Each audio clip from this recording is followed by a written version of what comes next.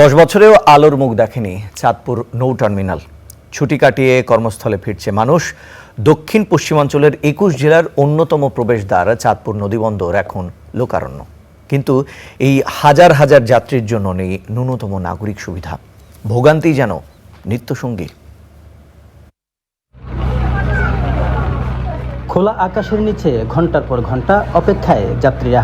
নেই বসার জায়গা, পর্যাপ্ত শৌচাগার।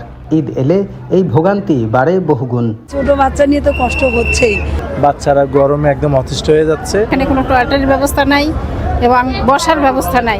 2016 সালে একনেক সভায় চাঁদপুর আধুনিক নৌ টার্মিনাল নির্মাণ প্রকল্প অনুমোদন হয়। সে সময় বিশ্বব্যাংকের অর্থায়নে প্রকল্পটির ব্যয় ধরা হয়েছিল 67 কোটি টাকা। পরবর্তীতে ব্যয় বাড়িয়ে করা হয় 93,43,54,000 টাকা। 2 বছরের মধ্যে প্রকল্পটি বাস্তবায়নের কথা থাকলেও কেটে গেছে 10 বছর। ফাইলিংয়েই আটকে গেছে উন্নয়ন কাজ। টিকিট কাউন্টারের পাশে যাত্রী ছাউনি দেওয়া হয়েছে এবং এটা এখনও বর্তমানে এবং চলমান আছে, কিছু কাজ বাকি আছে। রোববার টার্মিনালে পরিদর্শনে এসে নৌ প্রতিমন্ত্রী আশ্বাস দিয়েছেন টার্মিনালের বাকি কাজ দ্রুতই শুরু করার।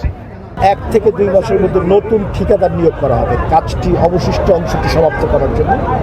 সেই অংশটি যদি সমাপ্ত করা যায় তাহলে আমার ধারণা যে চাঁদপুর নদীবন্দর তার পুরনো ঐতিহ্যে হয়তোবা ফেরত আসবে। চাঁদপুর নৌ টার্মিনাল ব্যবহার করে দৈনিক প্রায় 15 থেকে 20 হাজার যাত্রী পারাপার হন। কাদের পলাশ, স্টার নিউজ, চাঁদপুর।